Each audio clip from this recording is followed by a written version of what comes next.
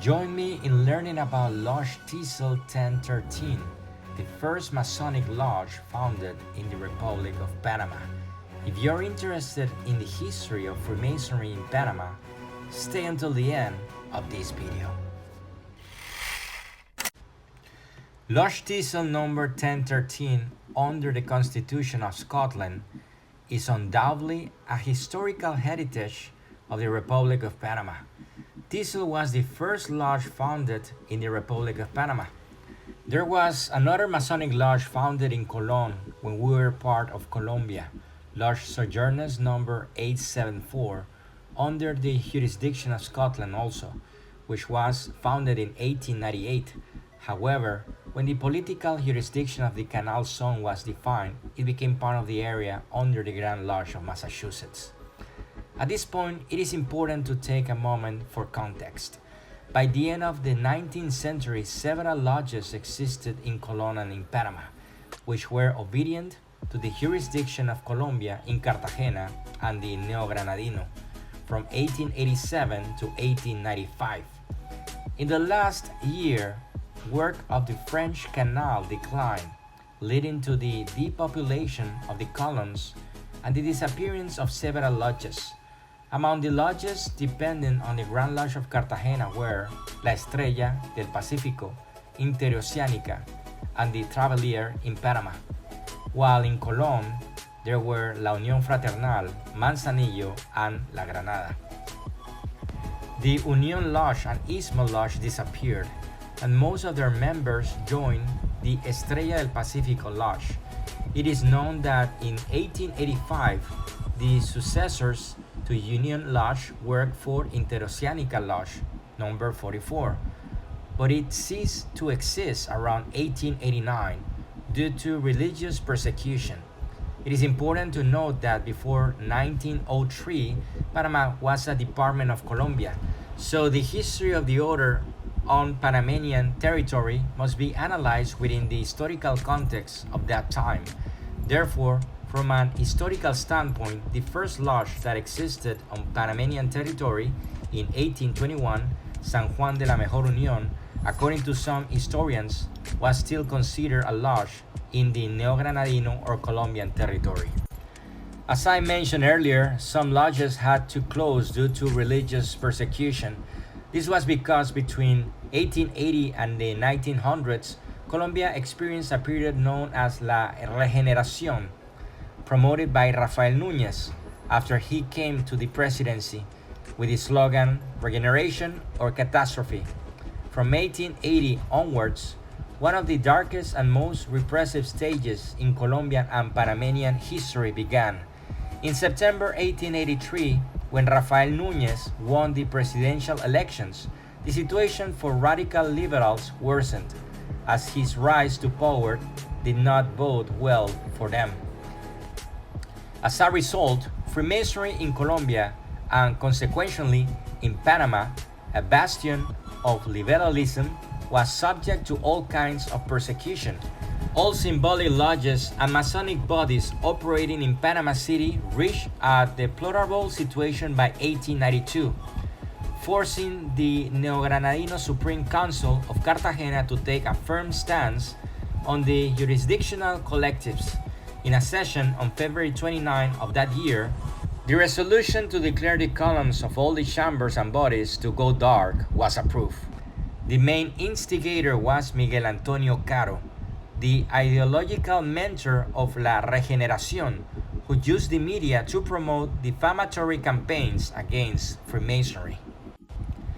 Given the situation in Panamanian territory and the tense relationship between the Isthmian peoples and Colombia, in December 1897, the Fidelity Lodge No. 48 resolved to separate from the obedience of the Neo-Granadino Supreme Council and requested a charter from the Grand Lodge of Scotland, based in Edinburgh, under the name of Sojourners Lodge.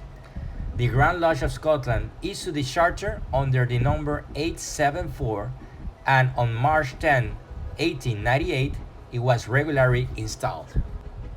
Upon learning this, the Neo-Granadino Supreme Council declared the brothers who had separated from the obedience in rebellion and on March 25 of the same year, they issued a resolution declaring the lodge irregular, presenting a corresponding note of protest to the Grand Lodge of Scotland, accusing it of invading its territory and violating Masonic sovereignty and independence, a territory that has been under the jurisdiction of the Supreme Council of Cartagena since 1833. The Grand Lodge of Scotland refused to recognize the rights claimed by the Neo-Granadino Supreme Council. This circumstance caused great unrest within regular Freemasonry of the time, as the respected Fidelity Lodge No. 48, since its foundation, had been exemplary until its extinction on October 16, 1899, the day the La Guerra de los Mil Días broke out. Meanwhile, the respected Sojourners Lodge No. 874 continued to operate under the obedience of the Grand Lodge of Scotland until May 30, 1911, when it fell under the jurisdiction of the Grand Lodge of Massachusetts, based in Boston, United States. Thus, from 1898 until 1907, when irregular communications of Lodge Rosa America began, the only Masonic jurisdiction actively providing Masonic light in Panamanian territory was that of Scotland. Given Colombia's discontent over the separation of the isthmus in 1903, the Lodge Rosa America requested its charter from the Grand Lodge of Venezuela, taking advantage of a trip by brothers Roberto González and Evaristo Vadillo to the National Grand Orient of the United States of Venezuela, where brother Felix Perdigon Armas held the position of Worshipful Master in 1907. Now returning to Lodge Thistle. When Panama separated from Colombia in 1903, Thistle was already in its early planning stages. After Panama independence, brother Benjamin Price observed the favorable conditions for founding a new lodge. He had the experience of founding a lodge in Guyana previously, Unity Lodge No. 747, which coincidentally was the mother lodge where brother Louis A. DeVoe initiated. DeVoe was the benefactor of Lodge St. Andrew No. 1140 Temple, under the jurisdiction of Scotland. Brother Benjamin Price was also a member of Scarborough Lodge No. 4048 of Tobago, and an affiliated member of Scotia Lodge in Barbados.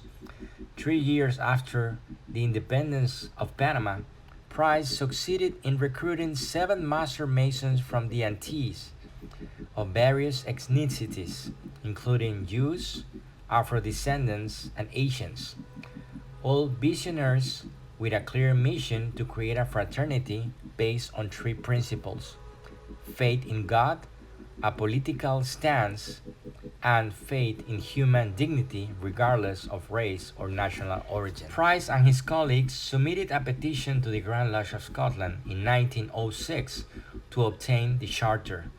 On August 2, 1906, they received the approval of that charter from the Grand Lodge of Scotland, allowing them to formalize their work in this part of the country, which could not be done without a regularly constituted lodge.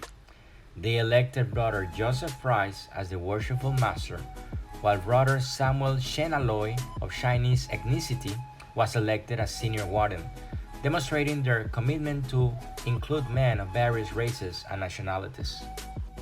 Worshipful Master Sam Shenaloy, a founding member of Thistle Lodge No. 1013, was also a founding member of Lodge Doric No. 9 in 1924. The members of Doric Lodge No. 9 were mostly of Chinese descent and operated in the city of Colón. Its members were descendants of the Chinese immigrants who arrived in Panama during the construction of the Panama Railroad between 1850 and 55. Today, this lodge is no longer active, having gone dark, as it is said in Masonic terms. Doric Lodge No. 9 was created precisely because of the racial tension in Panama in the time, which also extended into Freemasonry, with the exception of Scottish lodges which admitted members regardless of race. Strong segregation existed in other jurisdictions, especially in North American lodges. This was the case with Sojourners Lodge, which went from the jurisdiction of Scotland to Massachusetts, where access was restricted to white Masons, adhering to the racial segregation laws known as Jim Crow. These laws impose segregation in almost all aspects of public life. This also reflected in other jurisdictions, leading to the existence of lodges separated by ethnicity in Colon, with lodges like Doric No. 9 of Chinese Panamanians, Union Lodge No. 7 of Hebrews, and Atlantia Lodge No. 6 with people from Colon, all under the jurisdiction of the Grand Lodge of Panama. On September 24, 1906, the ceremonies of election, consecration, and installation of officers took place. It was a spectacular event with over 50 visitors and dignitaries from English lodges and other international constitutions in attendance. Worshipful Master Toledano officiated the ceremonies. Brother Melendez, the first governor of the province of Colon, was invited to sit in the east of the lodge. Thus, Thistle Lodge No. 1013 became the first lodge created in the Republic era under the jurisdiction of the Republic of Panama, with a charter under the role of the Grand Lodge of Scotland. This established the Scottish jurisdiction as the oldest and most active Masonic body of the Republic of Panama, even preceding the founding of the Supremo Consejo in 1915 and the Grand Lodge of Panama in 1916. One of the outstanding members of Thistle Lodge was Brother E. Clifford Bino, who was Director of Public Instruction in Colon in 1903, owned one of the largest printing press in the country, The Independent, and also served as a mayor of Colon. Additionally, he became Worshipful Master of Thistle Lodge No. 1013. Another notable member was George Westerman. Brother George Westerman is considered one of the most prominent civil rights activists in the country and the Americas. He was an ambassador, journalist, professor, and diplomat who fought for human dignity during the peak of racial segregation in the country. He also held a high-ranking position in international organizations such as the United Nations, where he fought to denounce racial discrimination. Throughout its history, Thistle Lodge No. 1013 faced various obstacles due to the adherence to Masonic principles of tolerance, admitting brothers without exclusion based on race or economic status. One example of this occurred in 1941, when Dr. Arnulfo Arias assumed the presidency of the Republic of Panama and sought to reduce the influence of the Antilleans and Chinese in Panamanian culture by changing the constitution to deny nationality to Panamanians born to Antillean parents. This led to attacks on the lodge due to its members. The challenges did not remain in the past. In 2018, after many years of operating in the Grand Lodge of Panama Temple in Colon, Lodge Thistle No. 1013 was evicted by the Grand Lodge of Panama after cutting ties with the jurisdiction of Scotland. This forced the lodge to meet in the Lodge of the Mechanic Temple in Central Avenue and 6th Street in Colon. However, the obstacles and challenges did not stop Lodge Thistle to continue working. In 2023, Brother Clement McFarland, past master, initiated on August 4, 1973, in Thistle Lodge No. 1013 in Colon, received a Jubilee Certificate and a Jubilee Medal from the hands of the Grand Master Mason, Brother William Ramsey McGee, after 50 years of service to his lodge and community. Brother McFarland also received a Distinguished Service Membership Diploma as a token of appreciation for his long and faithful service to the Thistle Lodge No. 1013. Bibliography for this video. Masonería y Poder Político en Colombia, de Mario Arango Jaramillo. Constructores de la Nación, de César del Basto. Reseña histórica de las logias masónicas de Panamá, Chiriquí, Colón, de Julio Mario Villarreal. Masons and Masonry of the Panama Canal, de Walter Irving Beam. Historia del Supremo Consejo Nacional de José Oller. Los primeros peldaños, resumen histórica respectar la Logia Rosa de América número 1 de José Oller. History of the Lodge Thistle 1013 on the commemoration of their 100 years. And History of the Lodge San Andrew number 1140 on the commemoration of the 100 years. Also, special thanks to brother Fabio Galastica and Clement McFarland. Join me in celebrating 118 years of history and brotherhood of the Lodge Thistle 1013, the first lodge founded in the Republic of Panama. To all the brothers who have been part of this legacy, we congratulate you for your commitment and dedication.